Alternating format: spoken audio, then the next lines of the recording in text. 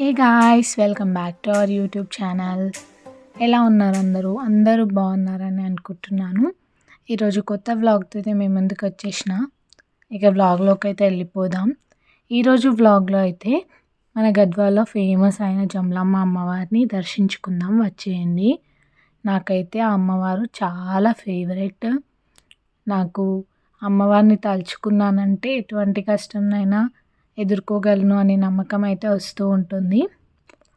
మొత్తానికైతే గద్వాల్ దాటేసి మనం అమ్మవారి దగ్గరికి వచ్చేసాము. ఈ అమ్మవారు జమ్మిచీడ్ అనే గ్రామంలో అయితే ఉంటుందన్నమాట. ఎవ్రీ ట్యూస్డే ఇంకా ఫ్రైడేస్లో ఇక్కడ పూజలు అనేవి జరుగుతాయి. చాలామంది వస్తారు ఇక్కడ పూజలు చేయడానికి, ట్యూస్డే ఇంకా ఫ్రైడే. ఇక్కడికైతే ఓన్లీ మన స్టేట్ నుంచి మాత్రమే కాదు, కర్ణాటక, మహారాష్ట్ర, ఏపీ నుండి కూడా చాలామంది అయితే భక్తులు వస్తూ ఉంటారు. ఇదంతా టెంపుల్ బయటి సైడ్ అనమాట. షాప్స్ అన్నీ ఉంటాయి, కొబ్బరికాయలు, పూలు, బొమ్మలు ఇలాంటి షాప్స్ అన్నీ ఉంటాయి. ఇది అమ్మవారికి సంబంధించిన చెరువు. ఇక్కడ స్నానాలు చేస్తారు. ఈ అమ్మవారి టెంపుల్ని నమ్ముకొని చాలామంది ఇలా చిన్న చిన్న దుకాణాలు అయితే కొనసాగిస్తూ వస్తున్నారు.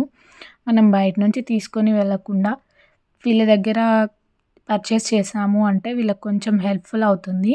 సో మీరు వెళ్ళినట్లయితే ఇక్కడే తీసుకోవడానికి ట్రై చేయండి.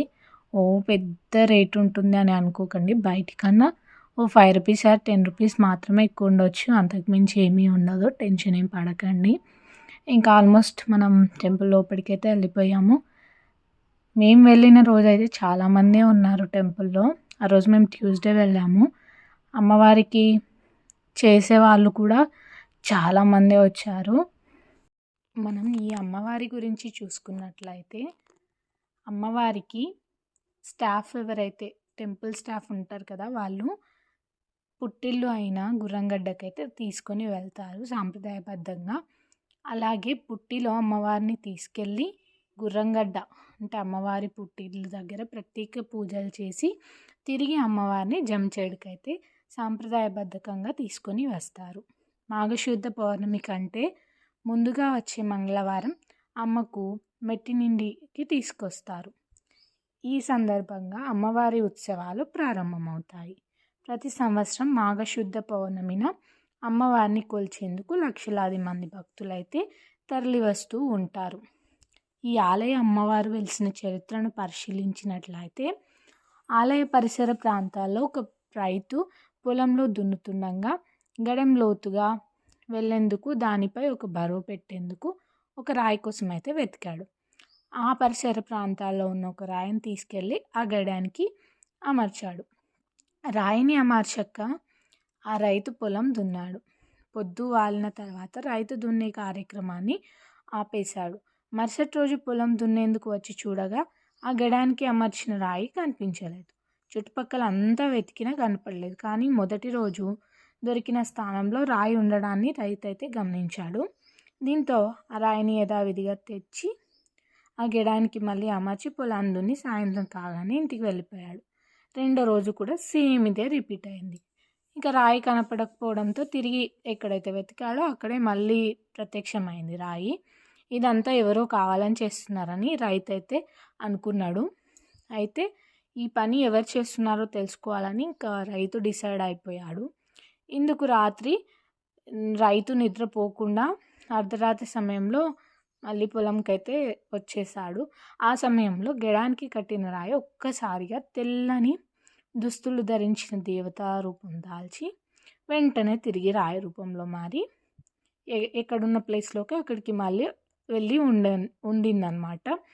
రైతు ఇంకా ఆ సిచ్యువేషన్ని చూసి అమ్మవారు తనకు దర్శనం ఇవ్వడంతో తన జన్మ ధన్యమైందని ఫుల్ హ్యాపీ ఫీల్ అయ్యాడనమాట. ఈ విషయాన్ని గ్రామంలో వాళ్ళందరూ చెప్పగా ఎవ్వరూ నమ్మలేదు అసలు. అయినా పట్టు వదలకుండా గ్రామస్తుల్ని ఆ ప్లేస్కి అయితే తీసుకొని వస్తాడు.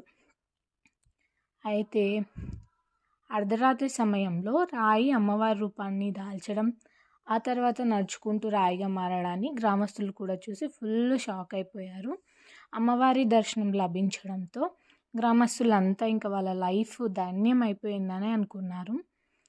ఆ వెంటనే రాయి రూపంలో అమ్మవారికి జమ్మి చెట్టు కింద ప్రత్యేకంగా ఆలయాన్ని అయితే నిర్మించారు. అప్పటి నుంచి ప్రతి ఏడు మాఘశుద్ధ పౌర్ణమి నాటి నుండి ఉత్సవాలు నిర్వహించడం ఇంకొక సాంప్రదాయంగా వస్తుంది.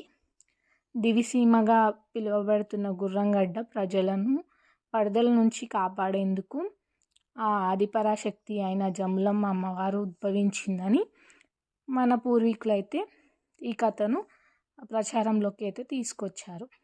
గుర్రంగడ్డ నుండి మాఘశుద్ధ పౌర్ణమికి ముందు రోజున అమ్మవారు జమ్మిచేడు గ్రామానికి ఇంకా ఇదండి అమ్మవారి గురించి. ఇంకా ఎంత చెప్పుకుంటూ పోయినా చాలా ఉంటుంది. మేమైతే సక్సెస్ఫుల్గా మంచిగా దర్శనం అయితే చేసుకొని బయటకు వచ్చాము. బయట ఇలా లడ్డు ప్రసాదం అమ్ముతుంటే ఒక 2 ప్యాకెట్స్ అయితే తీసుకొని వచ్చి ఇక్కడ మళ్ళీ ఇక్కడ నాగుల స్వాముల వాళ్ళు ఉంటారు, అక్కడ మొక్కేసి కొబ్బరికాయ కూడా కొట్టాము. ఇంకా అటు నుంచి మళ్ళీ బయటికి వెళ్దామని వెళ్ళాము. కాసేపు కూర్చుని వెళ్దాము అని డిసైడ్ అయ్యి కూర్చున్నాము. కూర్చున్న టైంలో ఇవన్నీ రికార్డ్ చేశాను చూడండి. ఇలా మేకపోతుని టెంపుల్ చుట్టూ అయితే తిప్పుతూ ఉంటారు. ఇంకా కుండలో వండుకున్న నైవేద్యాన్ని కూడా తీసుకొని వెళ్తారు. ఇలా వెళ్ళే టైంలో కొంతమందికి చాలా అమ్మవారు పూనుతారనమాట. అప్పుడు వాళ్ళ అరుపులు కేకలు వినాలి. నిజంగా అమ్మవారు ఎంత పవర్ఫుల్గా ఉంటారా అనేది మనకు ఆ టైంలో చాలా బాగా అర్థమవుతుంది. ఎంతోమంది వచ్చారు, వస్తూనే ఉన్నారు, చాలా పెరుగుతూనే ఉన్నారు భక్తులు. ఇంకా మేము కాసేపు అక్కడ కూర్చొని బయటికైతే వచ్చేసాము ఊరు వెళ్ళిపోదామని చెప్పి. ఇదైతే బయట అమ్మవారికి సంబంధించిన ద్వారం అన్నమాట. రోడ్డు మించి మనం చాలామంది మొక్కడం కూడా చూస్తూ ఉంటాము. ఇదండి జమలమ్మ అమ్మవారికి సంబంధించి మేము చేసుకున్న దర్శనానికి సంబంధించిన వ్లాగ్. Thanks for watching.